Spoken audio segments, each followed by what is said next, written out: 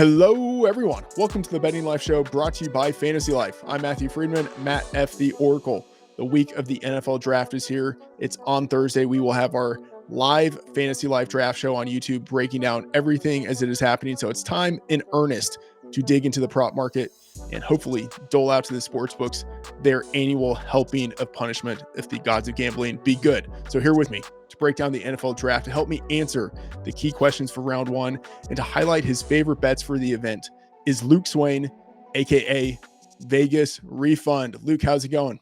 Good. Thanks for having me. Excited to we got a lot to jam into this show, so I'm excited. We do. All right. I want to start with sort of like a higher level conversation of mocks versus the market. So you and I think, have similar types of approaches in terms of how we use information. So both use kind of a wisdom of the crowds type of process. I imagine our list are kind of similar in terms of the mocks that we are both pulling in, but I pull in mocks and try to leverage that information to give me insights that I can leverage in the betting market. And so I think there's this question of, when are the mocks sharper than the market? And then when is the market sharper than the mocks? And so I have some thoughts on this and I want your feedback on it. So I think right after the Super Bowl, when everyone does a mock, the mocks tend to be sharper. The problem is that at that point, there's almost no market for the draft. And then I think shortly after the combine or free agency, if there are enough mocks that are done in that point, the mocks tend to be sharper, but the market can still move faster if there is a big report. And then I will say on draft day, before there's any big news, that is the one day of the year when everyone has a mock that is live. And for that first half of the day, I think there's still actionable opportunities available because the market is established at that point, but the mocks are all coming in with their fresh insights. Other than that, I think the market tends to be sharper than the mocks. I think the mocks tend to take about 1 to 2 weeks to catch up to the market in terms of new information that is out there. But what is your thoughts on kind of market versus the mocks? Yeah, so I agree with you on like right after the Super Bowl because really like the mocks right after the Super Bowl, there's really not a lot of groupthink. Like there's nothing for anyone to truly like go off of or copy. Where as time goes, and this year is a prime example of like the groupthink consensus probably being the strongest I've seen maybe ever. Where that just doesn't exist early on. It really is everyone's probably more opinions than info. But I basically agree with everything that you said. I think it's important to use the aggregating as like somewhat of like a foundation, but really like kind of cherry pick the guys you trust the most, the Jeremiahs, the Charlie Campbells, et cetera. And you can really notice certain like trends on specific guys or like the Turners, the alts, like those have been consensus since day one. But as like even like this morning, I've been kind of strong on like Latu in the Falcons, and you're starting to see guys that you trust, like Charlie Campbell, who's historically the best mock drafter in existence. He's hadn't been on Latu to the Falcons and switched to Latu today, which, like, to me, that is a signal that you can take out of this that confirms something that I've been thinking. And then you take the best mock and he switches who he hasn't had to the Falcons for so long. And that just means a ton to me. Yeah, great call out there on certain guys who are kind of bellwethers. Like when they start to pivot to a situation, that for me means that it's real. And one more thing about the mocks versus the market on draft day. I think in the first half of the day, the mocks tend to be sharper, but it happens almost every year where there's this key pivot point and the market really starts to move aggressively on a guy or a position. And I would say whenever that happens, that is 100% real. Like that's the one day during the year where if you see massive market movement, it's a strong indication that someone knows something and they are betting it and other people are betting it as well. All right, I want to get your thoughts on the top 32, the guys who are going to go into round one. So the way that I do mocks is that I try to isolate the round one guys, the top 32, and then work them into the mock instead of starting with the team and trying to match a team to a player one by one. So I want to kind of run through a whole bunch of guys and just say, like, I think these guys are in. I have 28 guys that I think are, I wouldn't say like stone cold locks, but all of them are at least 80% or higher to go in round one. I'm just going to run through that list. If you have any guys you want to talk about in there, we can hit it at the end. And then we'll go through the guys who are kind of on that round one, round two borderline and settle on the final four. Okay. So the guys, the 28 guys, I think are very, very likely in round one. Four quarterbacks: Caleb Williams, Jaden Daniels, Drake May, JJ McCarthy. Five wide receivers: Marvin Harrison, Malik Neighbors, Rome Odunze, Brian Thomas, Adonai Mitchell. One tight end: Brock Bowers. Eight offensive linemen: Joe Alt, Olufashanu, Tali Fuwaga, Troy Fautanu, JC Latham, Amarius Mims, Graham Barton, Tyler Guyton. Four edges: Dallas Turner, Jared Verse, Leatu Latu, Chop Robinson. One defensive tackle: Byron Murphy. And five cornerbacks: Quinion Mitchell, Terrion Arnold, Cooper DeJean, Nate Wiggins, and Kool-Aid McKinstry.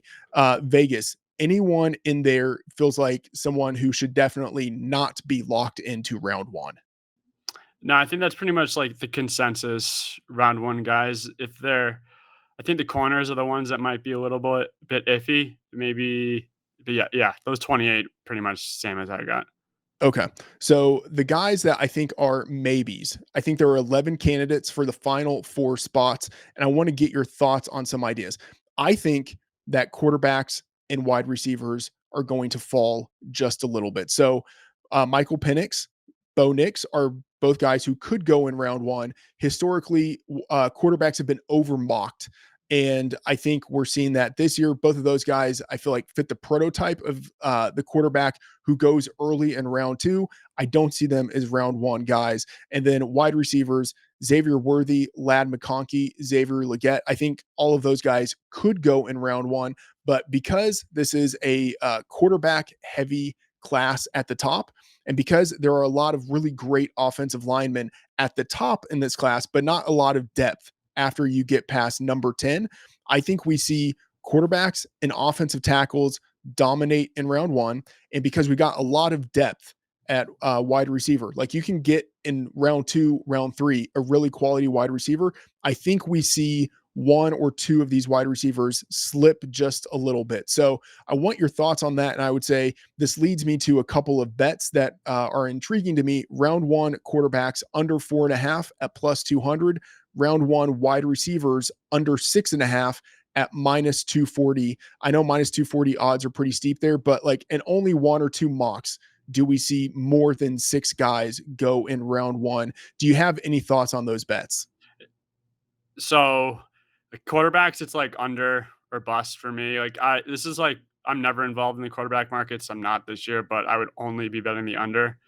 And under wide receivers is somewhat of a cliff jump bet for me if it doesn't hit. That I'm very much on that under, and I agree. I think they're going to fall.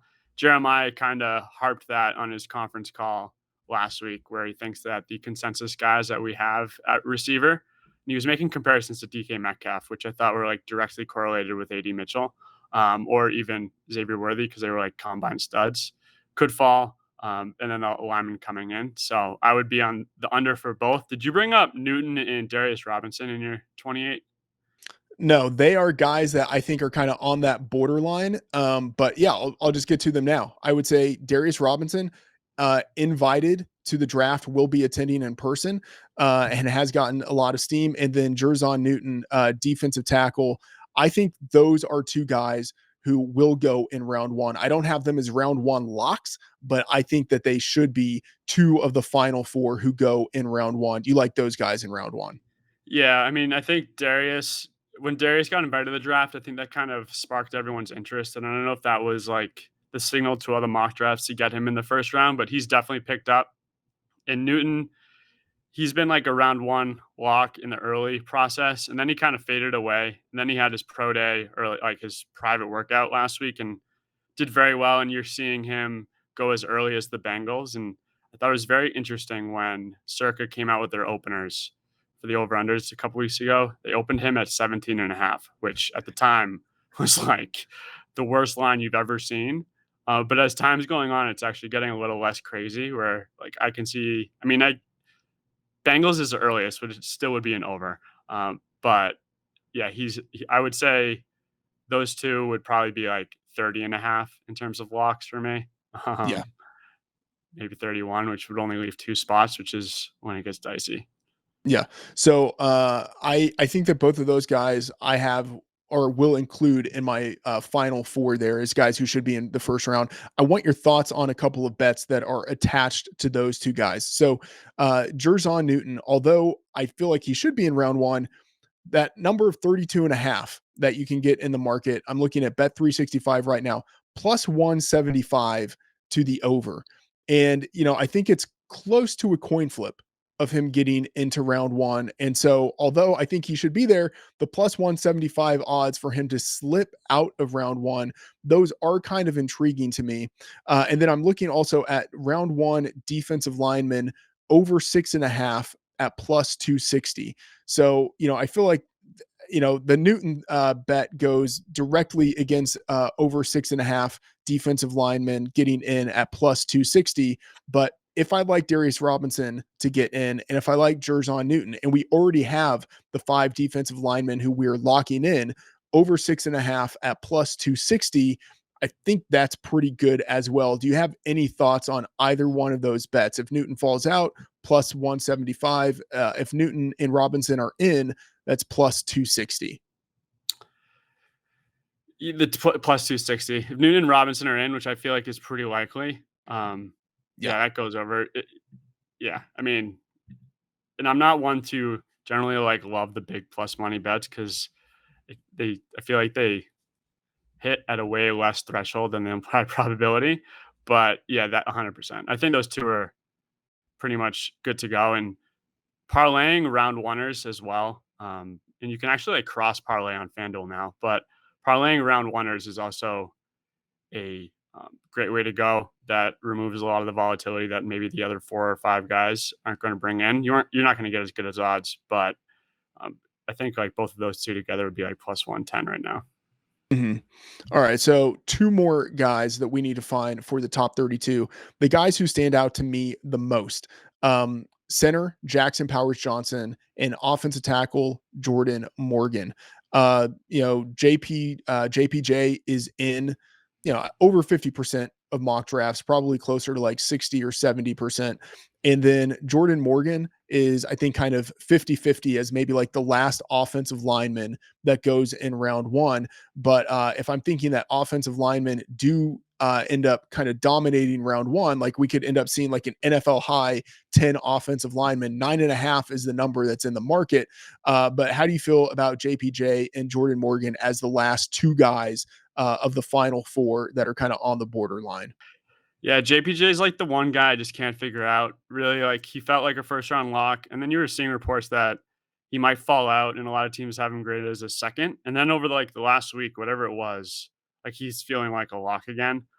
Where I was like extremely close to betting his over 32.5 at the time, and it's come down to 31.5, and it's juiced to the under.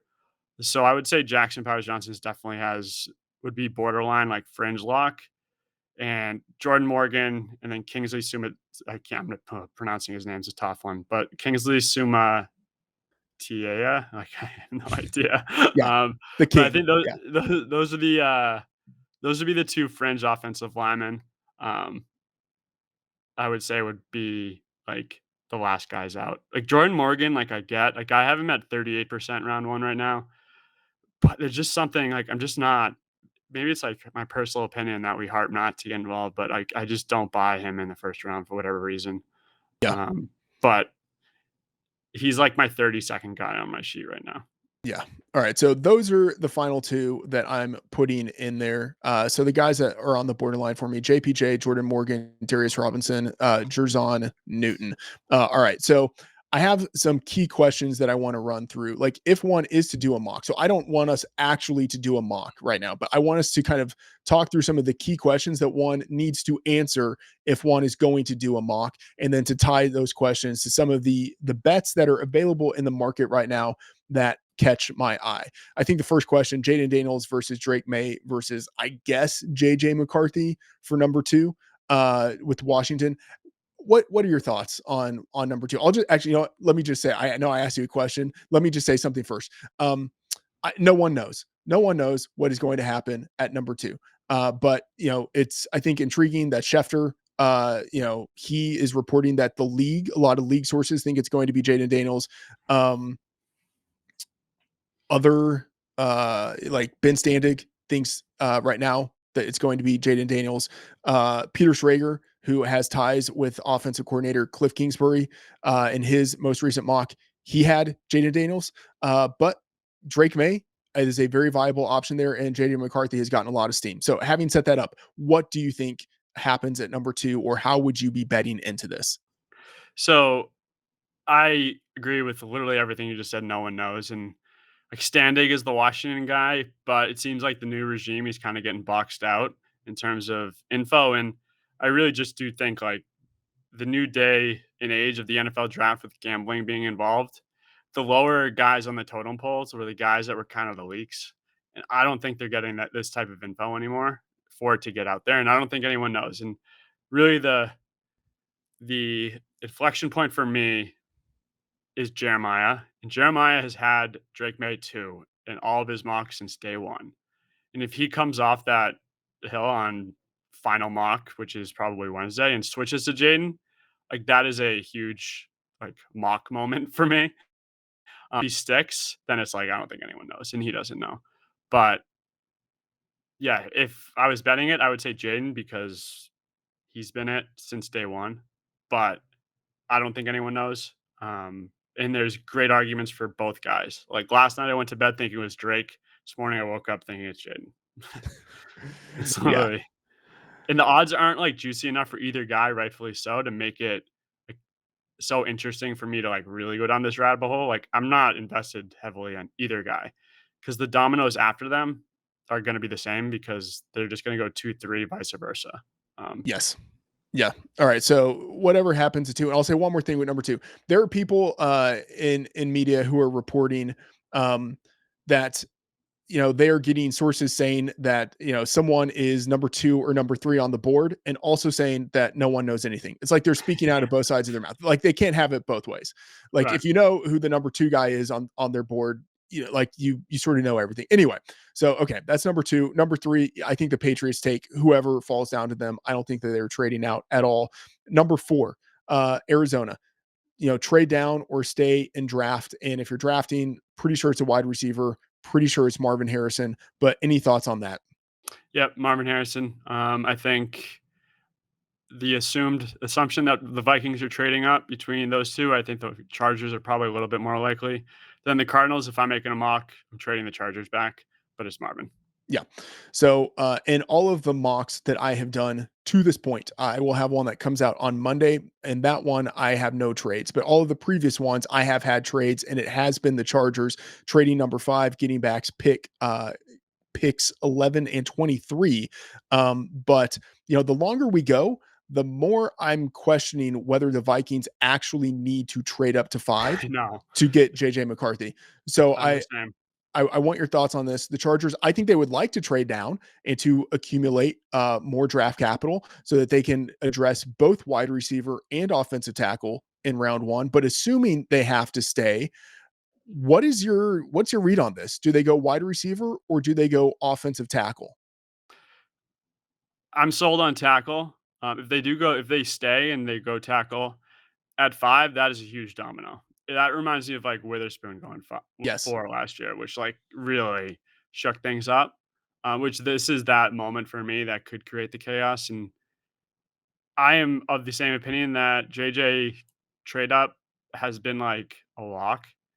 Where I mean, DraftKings even had odds that like we can get into it when we get to JJ, but I think they go O line, but also like I wouldn't be shocked if Marvin's there. I think they have to go Marvin for whatever reason. If the Cardinals trade out, but they don't like Joe Alt. I mean, that is the chaos scenario. I hope doesn't happen. Which we're depending on trades not to happen. Um, for that, which I hate depending on trades, but All right, I want to jump in here because I think you're right that this is the domino because of the uncertainty with the trade up. If Harrison is there, I think they take Harrison. I do not expect Harrison to be there. I think he goes 4. And so the question is, yeah, wide receiver. If they go wide receiver, is it Odunze? Is it Neighbors? I think they would actually maybe lean Odunze a little bit, but that's just gut in terms of if they're going wide receiver. But I think they would actually go offensive line, leaning that direction more than wide receiver. And the question, if they go offensive line, is it Joe Alt? And I kind of don't think it is. Like Alt is a more of a finesse left tackle. They have Rashawn Slater. I want to throw something at you and see what you think. Like, I think there's a chance it would be one of these other guys a little bit further down the board, whether that's JC Latham, who is a 5-star, 21-year-old, multi-year starter, SEC tackle. Like, that feels like the kind of guy who actually should be kind of live to be the number one Yes. tackle on the board. And he's 14-1 at FanDuel and a number of other books to be the first offensive lineman off the board. What are your thoughts on that stab, JC Latham, number one OL, 14-1? Yep. I mean, I'm on Latham under 14 and a half, like plus 130. And I have him to go first offensive line. And Albert Breer's come out a couple times saying it could be a shocker first offensive lineman. And you kind of like connect the dots and you saw a bunch of Chargers staffers at the Alabama Pro Day spending a lot of time with Latham. And there were in like the Pro Day pictures are always going to create hype. You always see him with like head coaches and quarterbacks, but like there was some like very intriguing pictures with Latham, and I buy that. If I'm making a mock and I have him to 11, Latham is just in pen at 11 for me. Yes. Yeah, and I think Latham more than Fuaga. I used to lean Fuaga to the Chargers, but if we're thinking Chargers specifically, I think Latham ahead of Fuaga. Yeah, I Okay. totally. All right, number 6 here. So the Giants, I don't think they want a quarterback at number 6. I think they want/need a wide receiver at 6. I don't know if they really have a strong preference as to whether it's Neighbors or Odunze, but I think it's wide receivers for the Giants at 6. Any thoughts there? Yeah, I agree. Yeah. Okay. Number 7, Titans. It is assumed that it is Joe Alt. I have a question on this. Alt under 7.5, minus 290 at DraftKings. Normally, I don't like laying that big of juice on some of these draft position type of bets, but 7 just feels like such a backstop for Joe Alt that it's kind of hard to imagine him sliding past that. But what are your thoughts on Alt at 7 and minus 290 at DraftKings is the best number that's out there? Yeah, 290 honestly feels cheap, and I mean, if it does feel like his backstop, and there has to be some like really ridiculous scenarios in order, it would have to require a trade for him not to go Yes. 7. Like I think the thing that can blow that up is like if a Dunze being there and a team wanting to trade up to get a Dunze at 7, where theoretically like the Titans can probably get Joe Alt or one of the other offensive linemen that aren't far off at 10, 11, or 12. And Yeah. it wouldn't be a bad trade. Yeah, there's a scenario where the Jets trade up for Odunze, or the Vikings trade up for JJ McCarthy, and that ends up blowing up the Joe Alt spot Right. if the Titans have Alt close enough with some of these other offensive linemen. Otherwise, Alt under 7.5, presume that he's going number 7. Yeah, I mean minus 290. It feels steep just in terms of like the number, but this is something that happens in the vast super majority of drafts. Number 8, the Falcons. This is a really intriguing spot. It's kind of been like written in stone that people for like mocks for months have been putting Dallas Turner to the Falcons here at number 8. I'm not sold that that is something that is actually going to happen, in part because we could see the Falcons trade down, and also there is some serious whispering that Leatu Latu is actually like right up there, and maybe they prefer him to Dallas Turner. What are your thoughts on Turner versus Latu, and also maybe the possibility of the Falcons trading down, which could then create a little chaos in the market for number 1 defensive player and number 1 edge rusher? But what are your thoughts on the Falcons at 8? Yeah, I'm really sold on Latu to the Falcons. Been a couple of Twitter accounts that the pretty Rickies of the world that have kind of been harping Latu, and Ledbetter is the Falcons beat reporter that I read a lot that is right a lot, and he came out with his final mock a couple days ago, and he has a lot to there, and he had a great explanation. And he said that basically he told us that the Falcons cleared him his medicals, and really his medicals are the only reason that he hasn't been projected the top 10. And Latu's to go 8 odds have been beaten down. I think it's like plus 150 at this point, and I think the angle to look at is Latu to go like 10, let's just say, which like the Jets trading to 8 makes so much sense that that is really like the only reason I don't think it will happen because it makes too much sense. And it's the Jets, but the Jets want to jump the Bears. They take a Dunze at 8, and you can get Latu at 10 at like 20 to 1, which is Yes. just it costs like a third round pick to get to 8, and you got to jump the Bears. You know the Jets love him. I think the only reason they don't do it is if Adunze is not there, which is likely. But then Neighbor should be, which would equal. I'm sold. I think that's one of the best value bets. Betting Latu in trade spots, you think that Falcons could go back to. I like that. Because yes, I think like I hate doing trades Same. in mocks, but man, for my final one, I really am thinking about doing that flip of Jets Falcons, Jets being able to get a Dunze at 8, the Falcons taking Latu at 10, which means at number 9, you've got a really interesting situation for the Bears. And I think they want to stay and take wide receiver. Not a certainty that a wide receiver will actually be there for them at number 9. Like I think there's a real possibility that we just talked about someone trades up to grab a Dunze at 8. Although I do have some thoughts on that, but anyway, real possibility that happens. And so for the Bears at number 9, if they can't stay and take a wide receiver, they might want to trade down, perhaps with the Vikings, who could trade up and get JJ McCarthy. And that would give them the possibility to take Jared Verse as the number 1 edge rusher, whether they are getting him if they stay at 9. If they stay at 9, taking Jared Verse as the number 1 edge rusher, the number 1 defender. And this, I think, has shades of last year with right tackle Darnell White.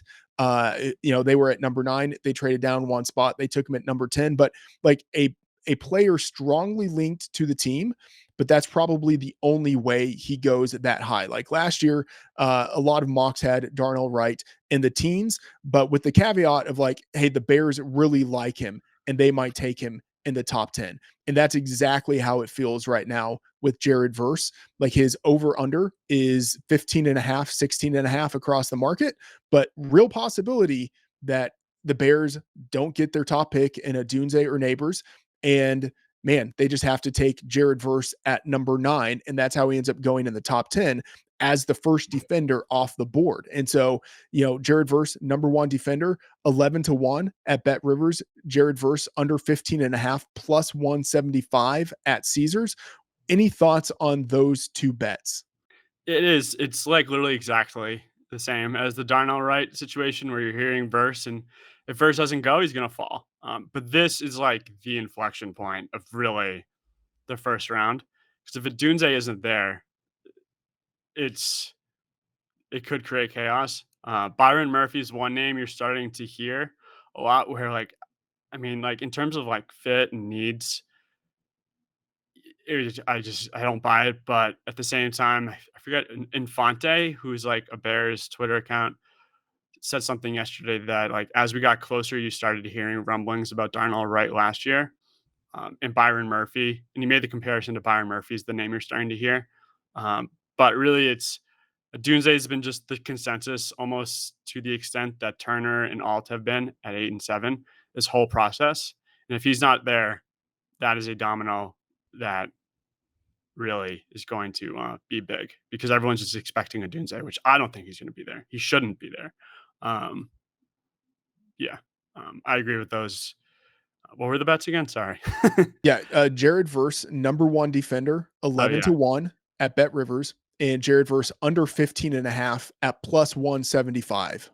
yeah. So I'm on the oververse, and I also have verse to go 9, which I feel like it's pretty strong. uh, that you're going to win. I think that's plus EV. Yeah. Like one of those Yeah, ends up happening. If he's not number 9, then he ends up falling down the board. exactly. Yeah.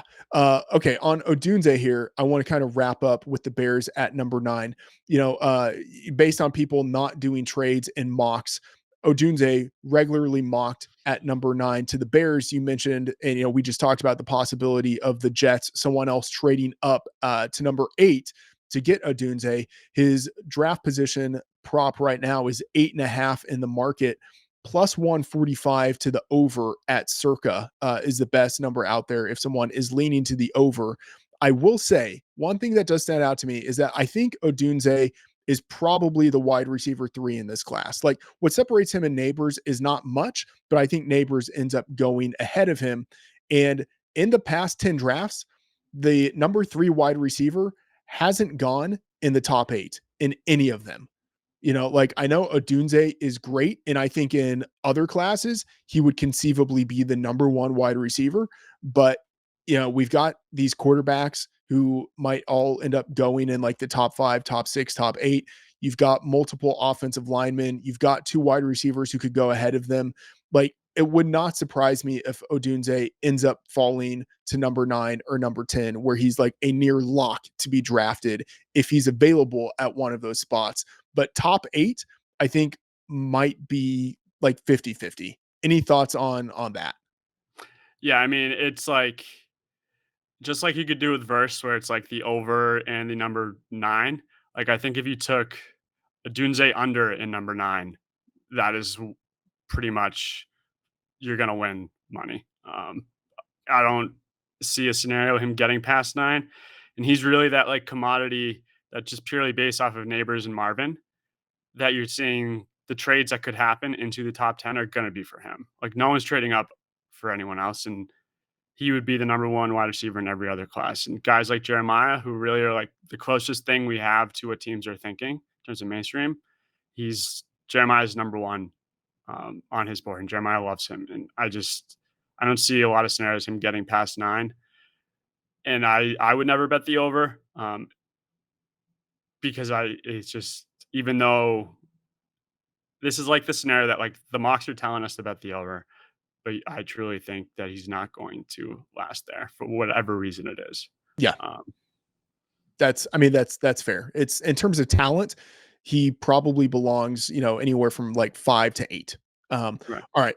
So the Jets, we talked about the possibility of them trading up to 8 with the idea that they could draft Rome Odunze, but right now they are at number 10, and routinely they are mocked Brock Bowers or sometimes an offensive lineman, whether it's Fuaga or Fa'utanu. How are you reading the Jets? And let's assume right now that they don't trade up to number 8, they stay at number 10. Do you lean Bowers or do you lean offensive lineman? I lean offensive lineman for sure. Even though like one beat reporter that I trust a lot yesterday, Jarecki, who Walter Football like kind of swears by, he tweeted out last night about Bowers going to the Jets. I don't buy it. I'm buying Fatano if it's not a Dunze. 100%. And I think second offensive lineman to be drafted, Fatano is a great bet. I think it's like plus 350 right now on FanDuel. But I'm not buying Bowers at all. It seems like every time I bet the over, someone else is coming back and betting the under, and I'd love to know who that person is. Hit me up if it's you. But um, yeah, I mean, I just don't buy Bowers at 10 at all. At all. Why is that? And it's not that I necessarily disagree with you, but sort of the logic of you have a front office and a coaching staff that is pretty much in a must-win year. And in a best case scenario, if you are drafting an offensive lineman at number 10, he's probably sitting on your bench for most of the year. Whereas, like, you could use another playmaker in the pass catching unit. You don't really have a great tight end. If you draft Bowers and he ends up becoming like a Sam Laporta or something, that could help supercharge the offense. In a short-sighted scenario, you could see the coaching staff, the front office wanting the, quote unquote playmaker versus the guy who gives them more depth. I just think I'm like just so sold on them trading out to number 8 and for Dunze. And I think if they're like sold on getting weapons for like the win now, like they should be doing whatever it takes to go and get a Dunze instead of the Bears, instead of taking Bowers at 10. And like Douglas should be spending these future picks that he might not even be able to use himself because he won't be there. Um, if he doesn't get weapons. And I just, honestly, like I don't have any reason other than he's a tight end. And I just buy off in offensive line was such an issue last year. They all got hurt, and the guys that they signed are like solid, and they'd be great, but they're old, they're injury prone. And Fatano's a guy that he can play guard or tackle, and he's versatile. And Jeremiah's preached Fatano as being it would be him or Fawaga if they don't get a Dunze. And Jeremiah's connected, and the guy that we want to pay attention to is Schrager, who there was a tweet that Schrager's gotten like I think 5 of the last 5 Jets picks correct. And if one he got incorrect, but it was the right position. And Schrager's that guy in the media that everyone knows is extremely connected because he smooshes to everyone. He had Bowers in his last mock, but everyone knows that his first mock is kind of chaos on purpose. And I think it's either tomorrow or Wednesday, but whoever he has at the Jets, I will probably be betting in his mock draft because he is connected there, as That's Jeremiah is too.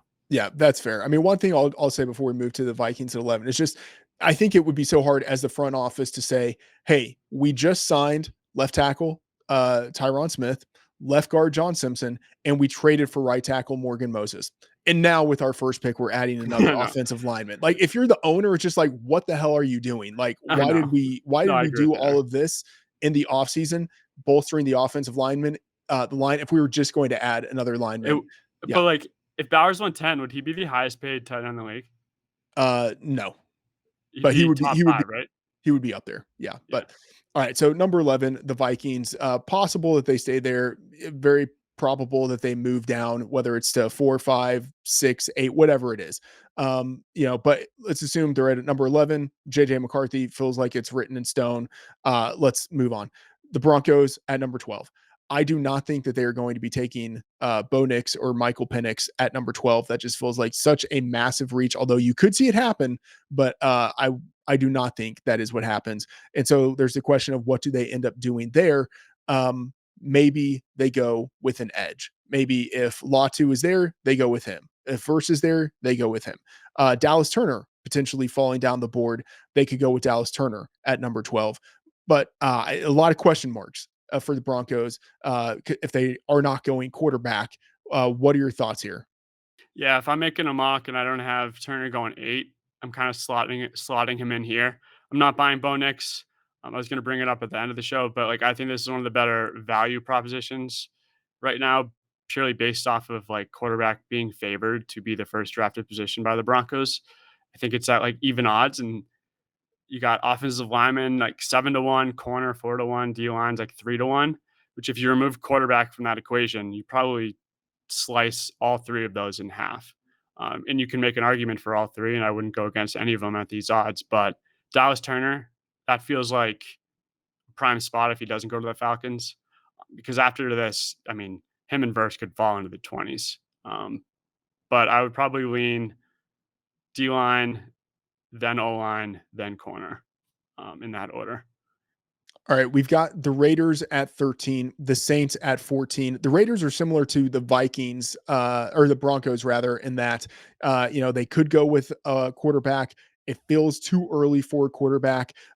So offensive tackle looks like a really good spot for the Raiders. The same for the Saints, offensive tackle.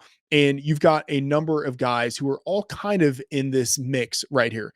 Olu Fashanu has an over under 14 and a half. Fautanu, 15 and a half. 14 and a half. Fuaga, 13 and a half. I'm kind of interested. I want your thoughts on this. I know that this is the general range in which these guys are going to go, but there is plus money on the over for all of them. And Uh, it just feels like there are not enough spots within this range for all of those guys. And all it takes is like one domino that falls the wrong way. And you can have a lot of these guys push back like one offensive line spot. So I'm looking at Fashanu over 14 and a half plus 190 at Bet 365, Fuaga over 13 and a half plus 150 at Bet Rivers, Fautanu over 15 and a half plus 110 at Caesars, Latham over 14 and a half at plus 130. I think like he's a candidate to be the number one offensive lineman, but if he doesn't go number five, to the Chargers, he could end up falling down the board a decent amount. Latham over 14 and a half plus 130 at DraftKings. Any thoughts on the strategy of taking these plus money bets on like this soup of offensive linemen who are all like relatively the same? Yeah, so I think like guys like Fuaga, if Fatano have the most outs where you can make because they're like they're versatile, they're right tackles where there's a lot more teams in the top 14 that need right tackles and guard flexibility for those two guys. But at the same time, guys like Fashano and specifically Fashano and uh, have just like the highest consensus to these Saints. Um, I think Fuaga at 13 makes a ton of sense. Fatano, if he doesn't go to the Jets, is probably going to fall outside the top 15, you would assume. Latham, if you're going off mocks, he's the best bet for the over. I'm of the opinion that I think teams are higher on him. I think 11 for trade. I think he's live for the Raiders as well. But yeah, one domino. It's crazy. And I had to tell myself to stop betting unders on offensive linemen because it really just takes one for it to be chaos. And at one point, I've liked the under on all of these guys at some point. Yeah.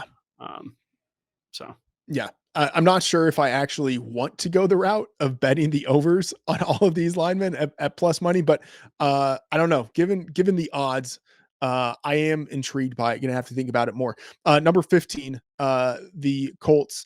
The big question: Bowers, if he's falling past the Jets, a lot of people are putting Bowers to the Colts. I'm not sure I actually buy it, but I'm very open to the idea that the consensus probably knows more than I do.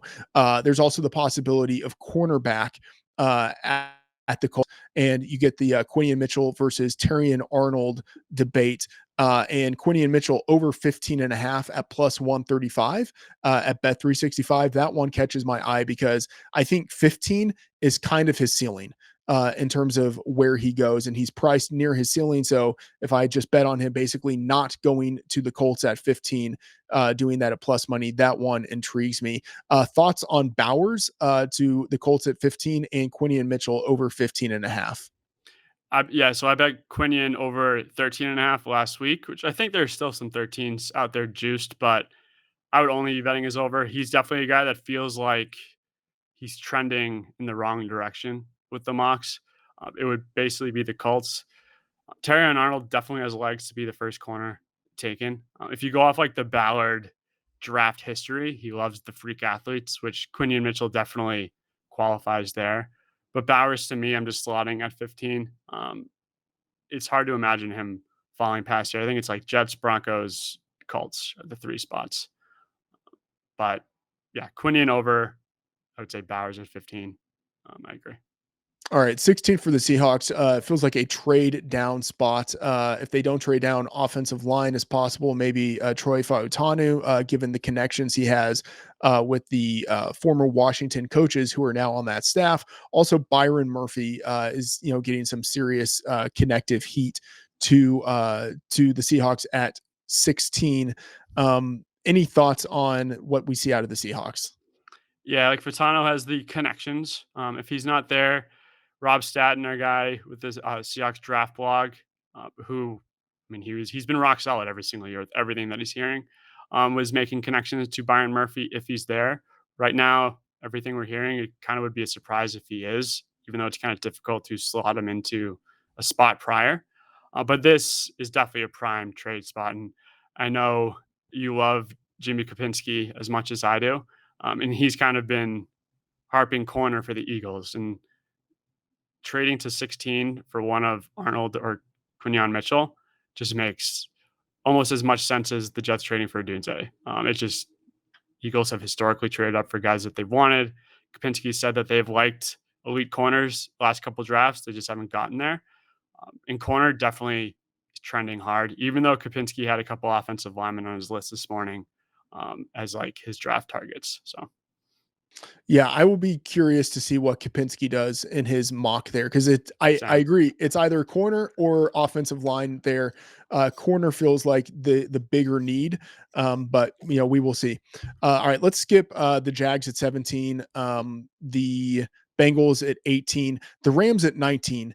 Intrigue me. It's the first round one pick that they have had within the McVay era. Schrager, kind of soft guarantees that it's going to be offense, which that like I love Schrager in terms of like his connection with certain organizations, strongly connected with the Rams, but this feels I don't know. It doesn't feel like it's nearly as much of a guarantee as what Schrager was saying.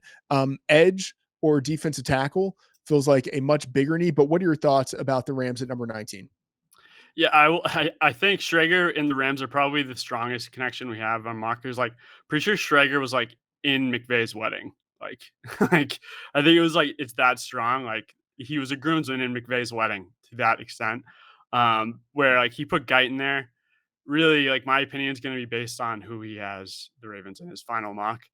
I would lean D line. I think Chop Robinson has some legs, but if like guys like Verse or even maybe Turner are falling, or I guess Latu, like they should definitely be considered. And then you also hear rumors on off like it's like there's a lot that makes sense. They can have a lot of guys that are prime, and we just have nothing to go off of because they've never had a first round pick with McVay. So like there's nothing like we don't know like their RAS numbers like in terms of first round picks. So it's a gray area that I think Schrager is really the only thing we have to figuring it out since they haven't had a pick. And he definitely hedged with like the trade out. Like it's a guarantee if they don't trade out, which Yeah. is a big hedge. Maybe McVay told him like we're gonna trade, but if we don't, it's offense. Who Yeah. knows? But Yeah. All right. Let's skip the Steelers at number 20, the Dolphins at number 21. I think those are, very likely to be offensive line or defensive line type of spots. The Eagles at number 22, as you mentioned, a chance they trade up for a cornerback. If they stay at 22, cornerback, maybe Cooper DeJean, or offensive line looks very probable. The Vikings at number 23, we have no idea if they even end up keeping that pick. There's a chance that they end up trading it I, away if I they move think up. I think if the Eagles trade up, it's a corner. If they stay put, it's offensive line. Okay. So Okay. That's interesting there. Cooper DeJean, I mean, I will say at number 22, I feel like he would fit very well, but I could see them also grabbing an offensive lineman at number 22. Cowboys at 24, offensive line feels very likely. The Packers at 25, offensive line or corner. The Buccaneers at 26, edge, maybe like the final edge rusher on the board, or center. That is where we could see Jackson Powers Johnson end up going off the board. Number 27, the Cardinals, defense, which is anywhere yeah, on the defense. agreed. It feels very likely, whether it's edge, defensive tackle, or cornerback feels pretty likely there. Number 28 with the Bills, wide receiver, feels like a lock. I actually don't know if they need to trade up to get a wide receiver, but maybe we will see them do that. They have certainly traded up in the past. Number 29, the Lions, defense feels pretty likely there. Number 30, the Ravens offensive line looks likely. The 49ers at 31. Who knows? Like in the mocks, like it is really spread pretty Hmm. even across the board there. It wouldn't be a surprise if they ended up trading out of that spot. Number 32, I want to get your thoughts on the Chiefs. I think it's wide receiver or offensive line at this spot. If they take a defensive player, the internet is going to riot. Give Patrick Mahomes some assets here. Um, I lean more towards wide receiver because there are still like some decent veteran offensive linemen who are out there, and I could see the Chiefs just getting one of those guys after the draft is over.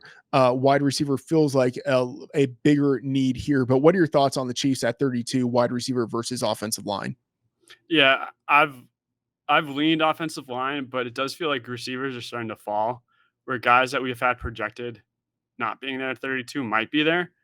But at the same time, receivers just like is so deep this year that compared to offensive line, that getting a guy like if Jordan Morgan's there or Kingsley, like those same type of guys aren't going to be there when they come back whenever their next pick is. But I love Jalen Polk there.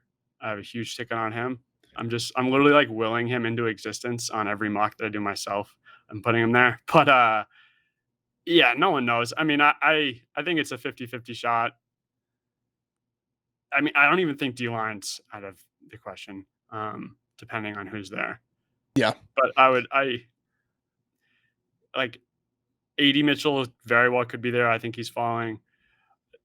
I think that like who like we haven't had projected to make it to 32 this whole entire process, and now I think it's becoming way more likely, and that would be great. Like, and I even like 80 Mitchell to the Niners, if like the AU thing doesn't, if that pans out. So Yeah. I like that you mentioned 80 Mitchell because that is where I was going. I mentioned earlier I could see how wide receivers fall a little bit. We could get under 6.5 because of the depth at this class. You could easily see like Xavier Worthy or Lad McConkey at 32 to the Chiefs. But if wide receivers fall a little bit, let's say like Brian Thomas goes number 28 to the Bills, Adonai Mitchell, who I think has a really good chance of going in round one, but you look at his over under 27.5 juiced to the over. There aren't like wide receiver teams other than the Chiefs after 27. That feels like a really great landing spot just in terms of the team getting a player who is different than the type of wide receivers they have, a guy who can make an impact, and also obviously great landing spot for Adonai Mitchell if he gets there at 32. All right. Let's like we've hit on a number of bets as we've gone through that. Let's sort of distill it. Let's talk about the bets that are on the board right now that are, I'd say maybe like our best bets, our favorites, whatever it is. I'll get started here and we'll kind of alternate. Michael Penix over 32.5.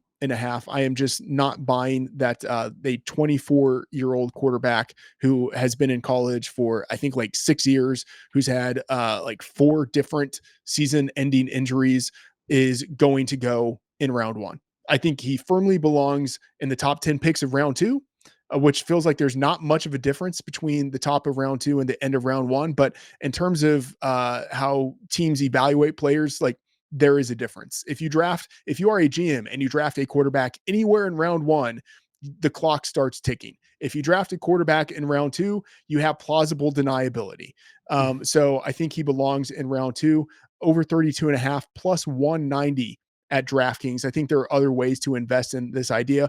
Under 4.5 quarterbacks, Nick's taken before Penix. Both of those are plus 190 at DraftKings. But just the general idea of fading quarterbacks, fading Penix, over 32.5 plus 190 at DraftKings. That is one of my favorite bets. Luke, what stands out to you as a bet that you like on the board right now? So I'm gonna go with Broncos to draft defensive line first, which is plus 200 or better. It's probably way better than plus 200, and I just think it's in the same vein as Penix over. Like I don't think Bo Nix is gonna go 12, and if the Broncos are sticking at 12 and they, assuming don't take Nix there, like I said earlier, there's a ton of value elsewhere, and we could have Latu, we could have Byron Murphy, we could have Dallas Turner, we could have Jared Verse. Like those are 4 guys that in other drafts could go top 10. Um, that it's a need. There could be guys that fall that are prime spots for 12. And at plus 200, I think this would be like minus 110 or higher if quarterback wasn't in this equation, Okay. which I don't think is. Yeah. Yeah, I like that one. All right. My second one here, Darius Robinson under 28.5 at plus 100 at Caesars. This is sort of a like a line shopping play where I don't know, Luke, what your thoughts are on Circa, but Circa taking $500 bets that you can rebet with no fear of limiting. Like I feel like they are probably getting the sharpest betters coming into them. And at Circa, Darius Robinson, his line is 27.5 at minus 120 to the under. So if I'm getting an extra spot on the draft prop with 20 extra cents of value, I feel like there's a reason to be betting that. And Darius Robinson, again, we mentioned it earlier, one of the 13 prospects who will attend the draft in person. I think there's a pretty good chance that we do see him drafted in round one. So taking the under of 28.5 at even money at Caesars. Luke, what is your second bet here? I agree with that, Darius. I'm gonna go with number of trades on draft day under 6.5. This is like in the same vein as quarterbacks as well, where like every year we're like just betting the under quarterbacks because every year we're stuck in a loop and there's hype. And it's the same thing. We're stuck in a loop. Everyone's hyping chaos that's going to be happening in the draft, and all these trades are going to happen every single year. Doesn't live up to the hype. I saw a tweet, I forget who it was from yesterday. It was like, I think there were like two or three trades last year. And it is so dependent on how many guys teams have graded as first round picks. And you're starting to see that it's around like 20 to 21 is probably like the sweet spot on first round picks that teams have on their boards. Different for everyone, could be wrong. But for me, like that's not a high enough number that teams are going to want to be trading up for these guys. In teams that want to trade back, it might not be strong enough. Like that Vikings 23 pick isn't feeling strong enough to jump into the top five to me. But like it's just every year it feels like it doesn't live up to the hype. And at 6.5, like I think it opened at 5.5 and now it's up to 6.5 and it's juiced to the over. So at even money, under 6.5 feels like pretty good bet. All right, I like that one. My final one here, the number of ACC players taken in round one under 4.5. This is available at minus 300 at DraftKings Bet 365. Um, I know, like you say, like, oh, minus 300 bet. And people are like, I don't want to lay that. This should be minus 2,000. Like, literally, in no mock that is in existence, are there more than 4.5 ACC players going in round one? And if you just kind of like go down the board and look at the ACC players who are likely to go in round one, it's a pretty simple exercise here. But you look at Drake May, right? Okay, fine. North Carolina, he's obviously going in round one. But after him, it starts to thin out pretty quickly. Jared Verse, Florida State, he's going in round one. Graham Barton out of Duke, very, very likely going in round one. Nate Wiggins, cornerback, ACC, probably goes in round one, but not like 100% of a lock. But, those are the four guys. And then you start to think about who would be the fifth guy. And there really is just not a fifth guy. Like maybe Braden Fisk, defensive tackle out of Florida State, maybe Keon Coleman, wide receiver out of Florida State. But like those guys have like a 3 to 5% chance of going in round one. Like, I think it's likelier that Wiggins falls out of round one than we see one of those guys get into round one. Agreed. So, 4.5, just I would say like this is probably my favorite bet, even though like it's kind of random.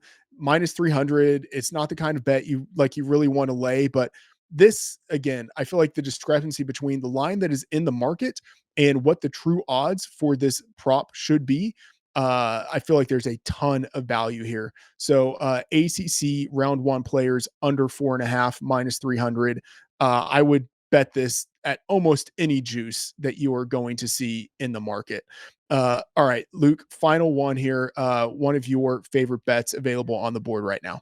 I'm gonna go defensive players over 10.5, which I think it's anywhere from like minus 150 to minus 175.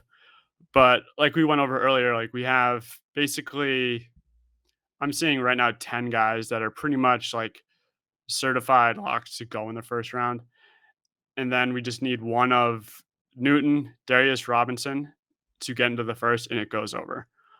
And then you also have guys like Nealand, Rakeshaw, Fisk, I guess Lasser. Like there's just a ton of guys that early on in the process, you were seeing them as consensus first rounders, and poor combines or whatever it is has kind of pushed them out. But I see two guys that are pretty much like almost into that lock territory. And if we just need one of them to go over, um, it's good. And I don't think quarterbacks are going to go in the first. So if neither of those quarterbacks don't go in the first, that's two spots for one of these guys to go. So um, I honestly think like Nate Wiggins has a better chance to falling out of the first than like Newton or maybe Robinson um, does. Yeah. So Yep. All right. VR, this was great stuff.